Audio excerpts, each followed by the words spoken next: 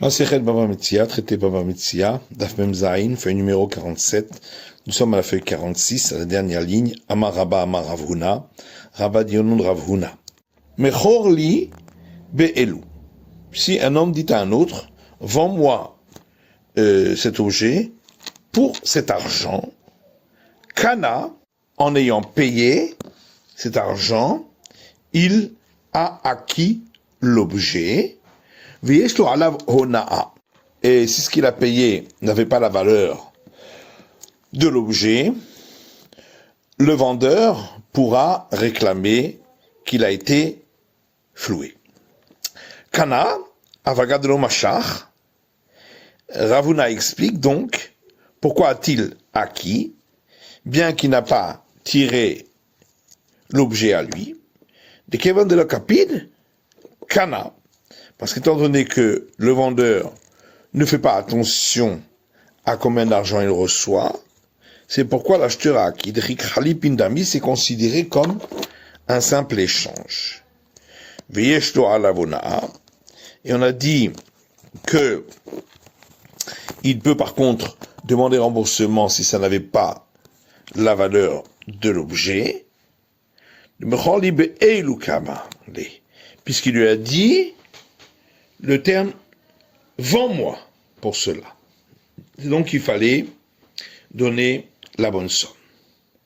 Rava Amar Rav Huna, Rava dit au nom de Rav Huna, Mechor li be'elu, s'il lui a dit « vends-moi ton objet pour cet argent » Kana vein lo ala bona'a. Il a alors acquis en ayant payé, et l'autre ne peut pas réclamer s'il n'a pas payé la valeur, puisqu'il avait bien dit au départ pour le montant de cet argent. Pshita, la Gemara dit, il est évident, damim ven makpid alehem, que si l'acheteur paye pour un objet, et le vendeur ne fait pas attention si ça vaut exactement la valeur de l'objet. On a donc dit qu'il a acquis ainsi l'objet parce que c'est considéré comme un échange. Khalipin ou makpid alehen. S'ils ont parlé d'échange, mais celui qui vend fait attention à la somme d'argent qu'il reçoit. Maï, qu'en est-il? Est-ce qu'on considère qu'il s'agit véritablement d'une acquisition par échange ou bien d'un paiement? Et donc ça n'est pas acquisition.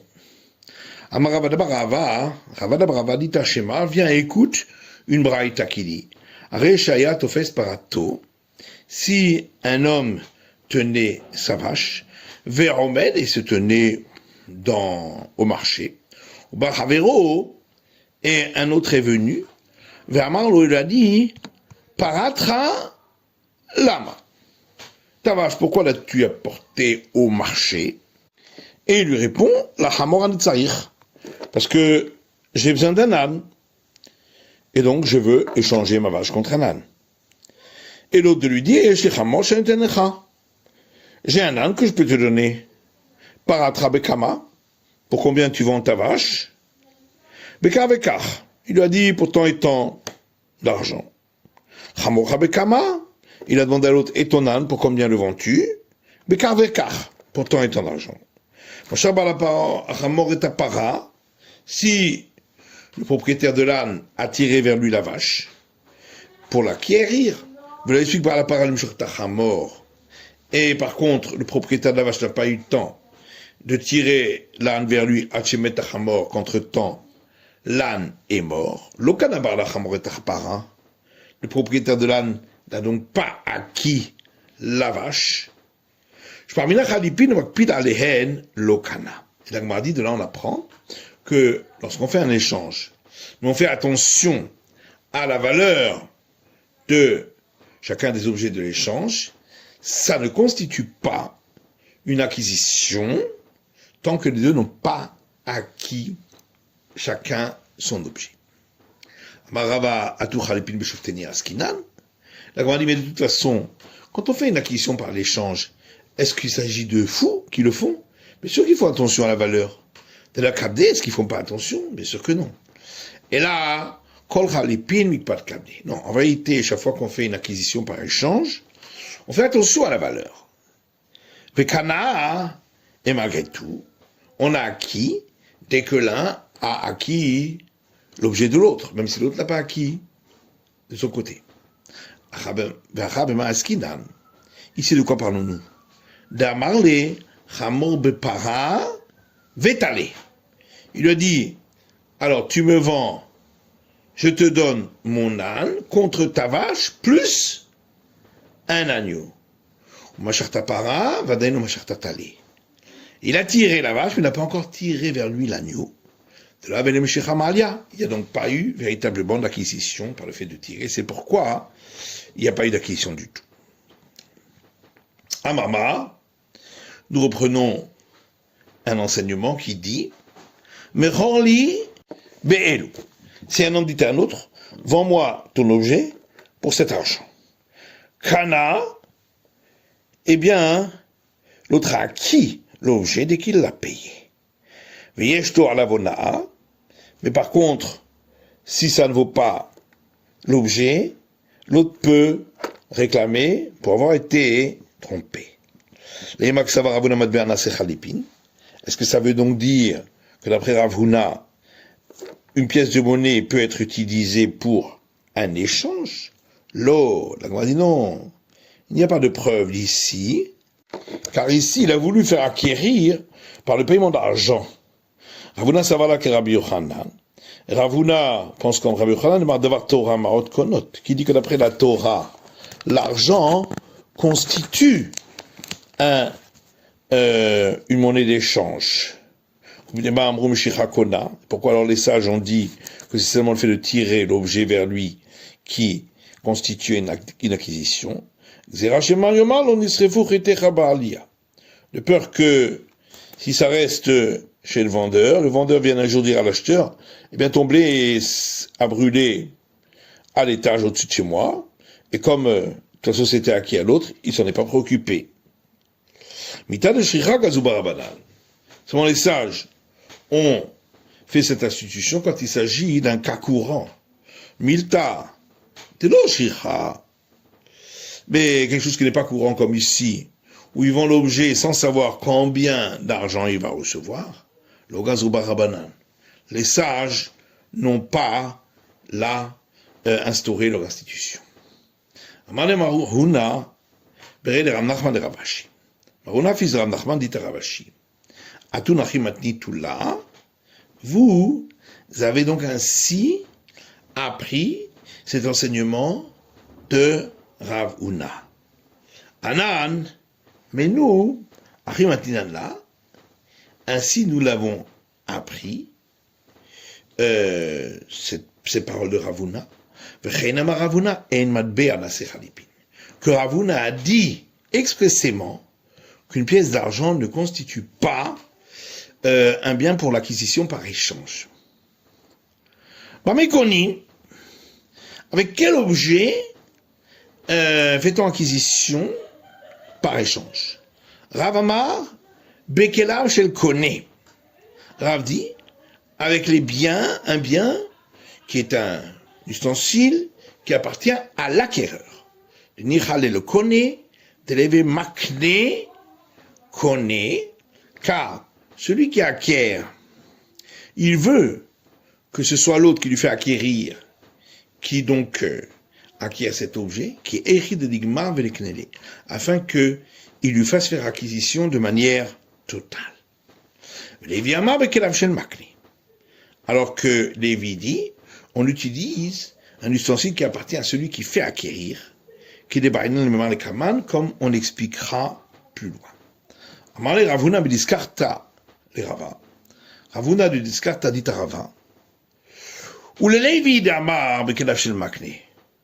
D'après Lévi qui dit, on utilise les ustensiles qui appartiennent à celui qui fait acquérir. Ha kakane ara agavli glima.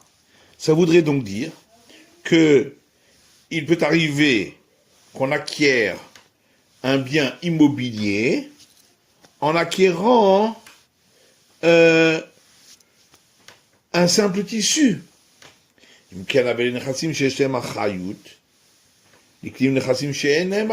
Ça voudrait donc dire que des biens qui constituent une garantie, c'est-à-dire les biens immobiliers, sont acquis en même temps qu'on acquiert les biens qui ne constituent pas garantie, c'est-à-dire les biens mobiliers.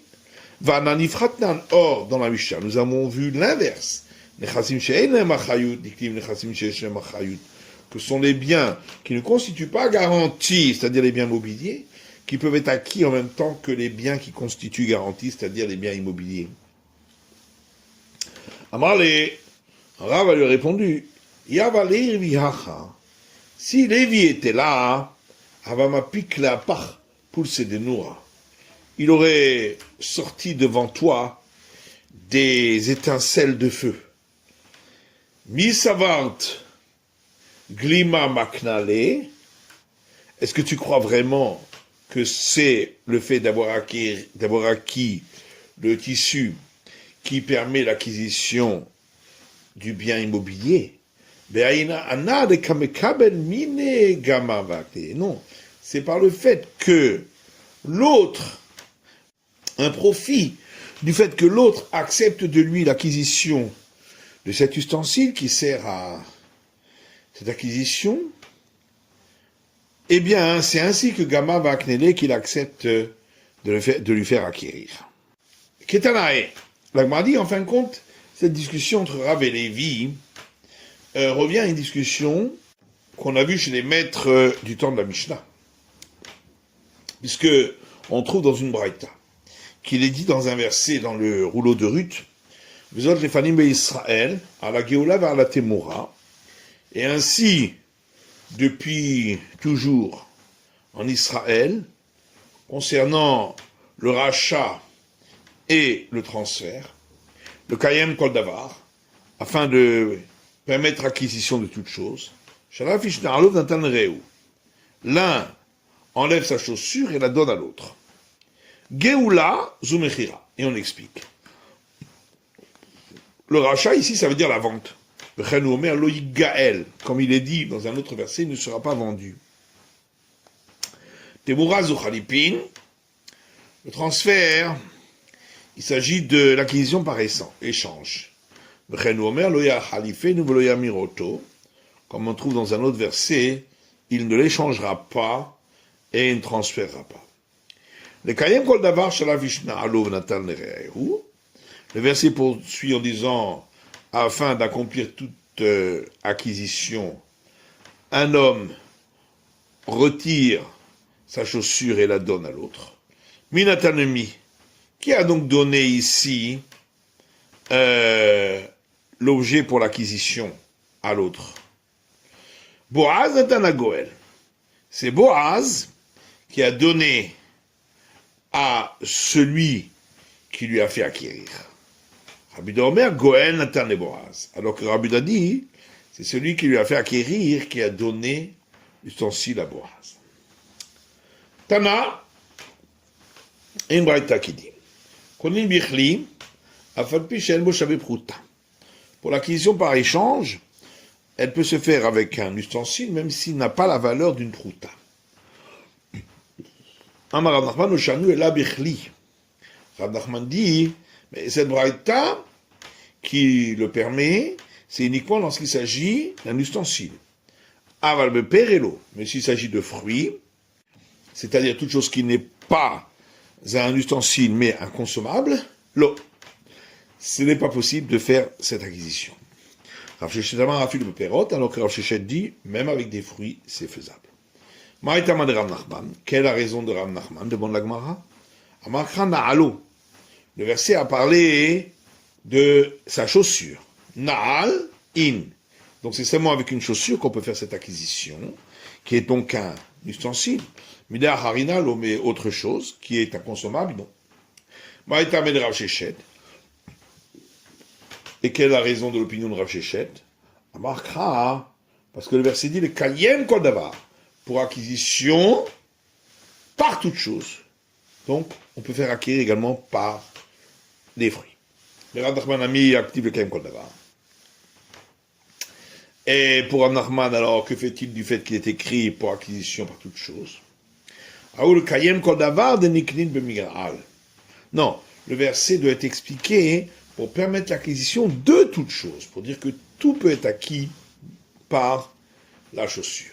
Rav Shechet Damia Ketiv Nahalo. Et Rav Shechet, que fait-il du fait qu'il ait écrit sa chaussure? Malra Rav Shechet te répondra. Manahalo davar amesuya, de la même manière que la chaussure est un objet entier. Avkol davar amesuya. De même, toute chose qu'on veut utiliser pour cette acquisition doit être un objet entier. La pouké chatsi rimon, chatsi egos de l'eau. Pour exclure, si c'était une demi-grenade ou une demi-noix, ça ne marchera pas.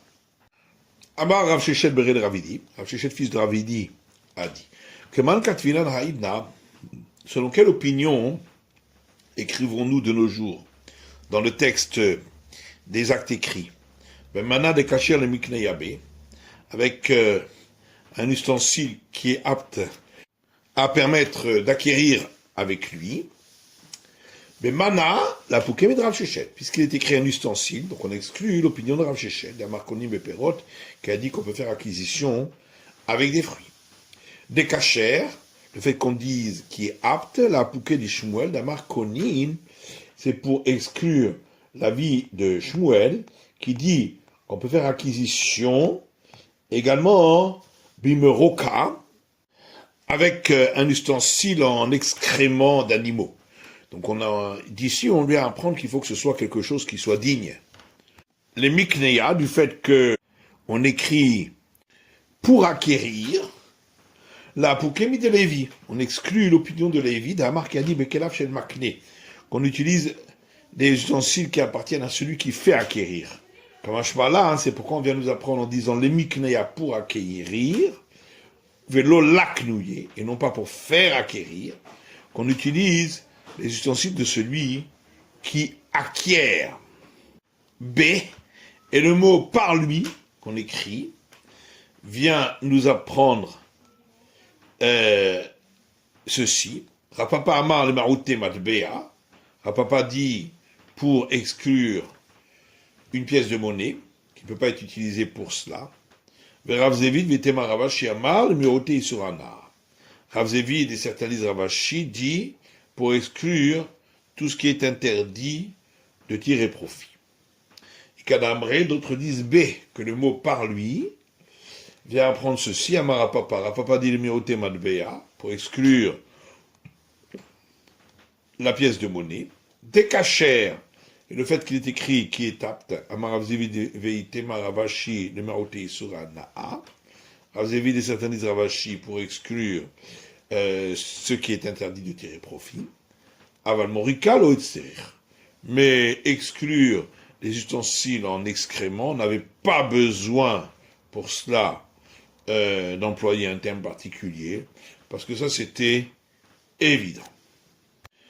La Mishnah disait à Simon connaît un matbea vechoulé, que par l'acquisition d'un jeton, on peut acquérir une pièce. Mais à Simon, on dit c'est quoi ce jeton? Amara Maot Anitanot Siman Betamechatz. Rav dit c'est une pièce qu'on donne comme jeton aux préposés à l'établissement de bain pour qu'ils sachent combien de personnes sont entrées. Mais étivé, et on objecte à partir d'une braïta qui dit Mechalima Serchini à la Simon, on ne peut pas racheter de la seconde dîme sur un asimon, donc comme on avait traduit jeton, ni sur des pièces qui servent comme signe, comme jeton pour l'établissement de bain. Ça montre bien que le mot asimon n'est pas ce qui est donné comme jeton à l'établissement de bain. Et donc, dit l'Agmara, on voit bien que ce asimon, ce jeton, ce n'est pas la pièce qui est donnée en signe comme jeton pour l'établissement de bain. Si tu réponds non, en vérité, la Braïta explique qu'est-ce que c'est ce jeton. C'est celui qui est donné pour l'établissement de bain, par le Tanachi. Mais pourtant, dans une autre Braïta, on n'a pas enseigné ainsi, puisqu'il est dit on peut racheter la seconde dîme sur un jeton, parole de Rabbi Dossa, et les sages disent on ne peut pas racheter là-dessus. Et les deux avis sont d'accord qu'on ne peut pas racheter sur des pièces qui servent comme jetons pour l'établissement de bain. Donc on voit bien qu'il s'agit d'autre chose. Et là, Rabbi Yochanan à Simone pour ça. C'est pourquoi Rabbi Yochanan dit c'est quoi ce jeton? C'est une pièce qui n'a pas d'effigie. Vas-y, Rabbi Yochanan est armé, et Rabbi Yochanan suit ainsi son opinion d'Amar Rabbi Yochanan, puisque Rabbi Yochanan a dit Rabbi Dosa et Rabbi Shmuel Amrou Davar Echad. Rabbi Dosa et Rabbi Shmuel ont dit tous les deux la même chose. Rabbi Dosa Ade Amran. Rabbi Dosa, ce qu'on vient de dire, que on peut racheter la seconde dîme sur le jeton. Rabbi Shmuel, voyez, c'est quoi Rabbi Ishmael? Tania, parce qu'il y a une braïta qui dit V'tzarta kesef beyadecha, et tu mettras dans une bourse l'argent dans ta main. Rabot kodavar anitzra bayad. De là, on apprend que tout ce qui est mis dans la main, donc toute pièce, peut être utilisée pour racheter la seconde dîme. Dit Rabbi Shmuel, ça c'est Rabbi Shmuel, Rabbi Akiva Omer, le Rabot kodavar chez Shalav Tsura. Et Rabbi Akiva dit, c'est pour inclure uniquement ce qui a une effigie, car il traduit du Vetsarta, et tu prendras une pièce qui a une forme, donc une effigie. On a vu dans notre Mishnah, Ketzad, comment est le cas? Machachemenu Perot. Si l'acquéreur a tiré vers lui les fruits, Velotan Marot, il n'a pas encore payé, il ne pourra pas revenir en arrière, etc. Donc, que si il avait donné le paiement en argent, mais il n'avait pas encore tiré la chose vers lui, il peut revenir en arrière, il n'y a pas eu d'acquisition. Rabbi Yochanan dit, Dvar Torah Marot Konot. Selon les paroles de la Torah, le fait de payer avec l'argent, ça s'appelle une acquisition. Des mamou Meshira Kona. Et pourquoi les sages ont dit que c'est seulement en tirant l'objet vers soi qu'on fait acquisition? C'est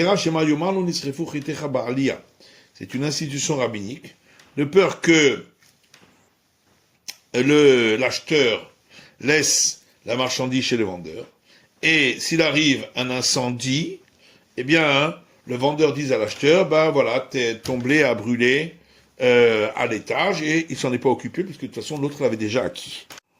Et la Gemara demande, sauf Mandesha Dar Deleka Baeshelume. De toute façon, à la fin, celui qui a provoqué l'incendie devra de toute façon payer. Donc, l'acquéreur ne sera pas perdant. Et la Xera Shematipol Deleka Beones. Mais nos sages ont institué à cause du cas où l'incendie partirait par force majeure. Et donc, personne ne serait là pour payer. Si on considère que ça reste encore entre les mains du vendeur, ça nafché, tarachomatzin, lui-même va s'efforcer à sauver cette marchandise. Veilo, mais sinon, l'homasar nafché tarachomatzin, il ne s'efforcera pas pour sauver cette marchandise. Reshakish Amar, Reshakish lui dit, Meshicha meforeshet min Torah. Dans la Torah, il est écrit explicitement qu'on doit tirer l'objet vers soi pour l'acquérir. La Gemara demande d'où est-ce que Reshakish a appris cet enseignement. C'est parce que le verset dit dans le Lévitique, lorsque vous vendrez quelque chose à quelqu'un de ton peuple, au kanom yad amitecha, ou acquérir de la main de quelqu'un de ton peuple. Pourquoi on dit de la main? D'avoir niknam yad le yad, pour dire que pour acquérir, il faut qu'il passe de la main de l'un à la main de l'autre, qu'il le tire vers lui. Rabbi Yochanan Abba, et Rabbi Yochanan lui expliquera ainsi, miyad, comme le verset dit de la main, le ma'oute karka de l'aide beona. C'est pour exclure le cas de l'acquisition d'un bien immobilier où il ne peut pas prétendre au fait qu'il aurait été trompé au niveau du prix, puisque c'est de cela que le verset parle. Resh Lakish, alors que Resh Lakish lui dira, et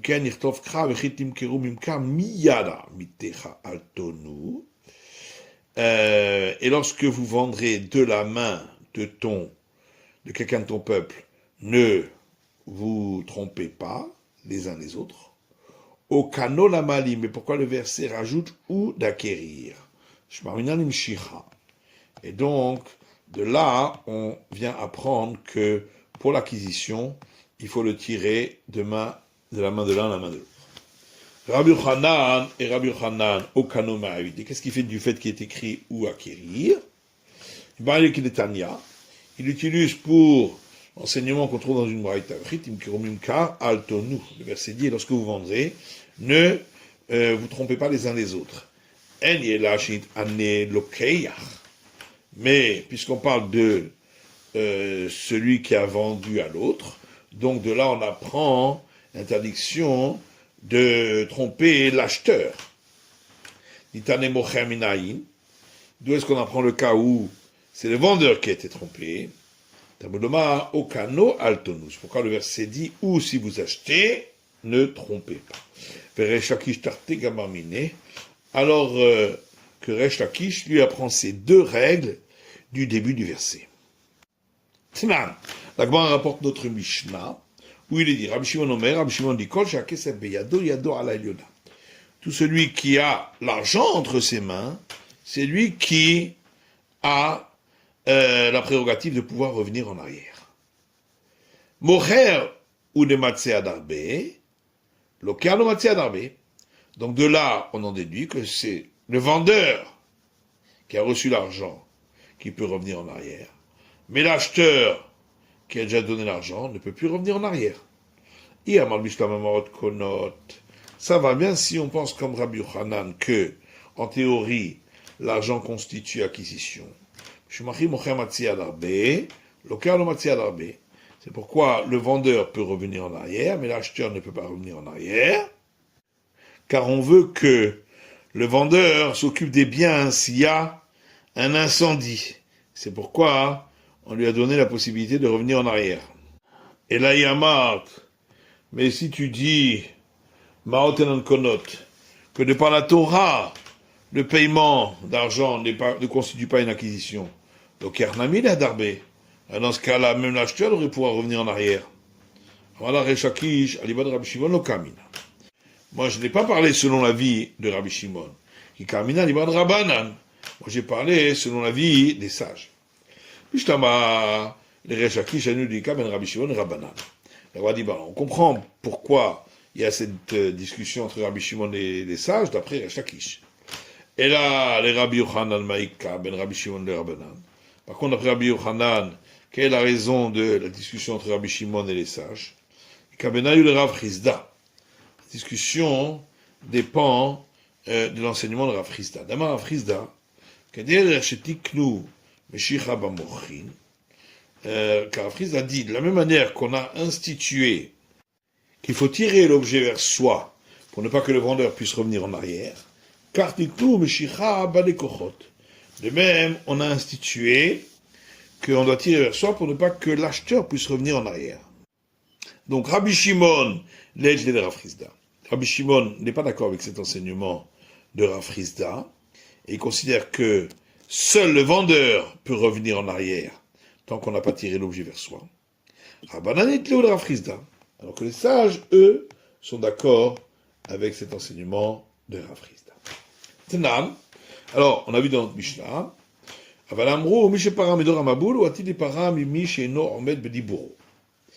mais nos sages ont dit que celui qui a puni la génération du déluge, lui punira celui qui ne respecte pas sa parole, donc, puisqu'il y a eu paiement, et revient en arrière. Alors, ça va bien si on dit que l'argent constitue une acquisition de par la Torah. C'est pourquoi celui qui revient en arrière, il aura cette malédiction. Et là, il y a mais si on dit que de toute façon l'argent n'est pas une acquisition, même de par la Torah, pourquoi y aurait-il cette malédiction? Et là, on répond, Mishum Devarim, à cause du fait qu'il est revenu en arrière sur ses paroles. C'est la fin de l'étude du Daf Mem Zayin de la feuille numéro 47.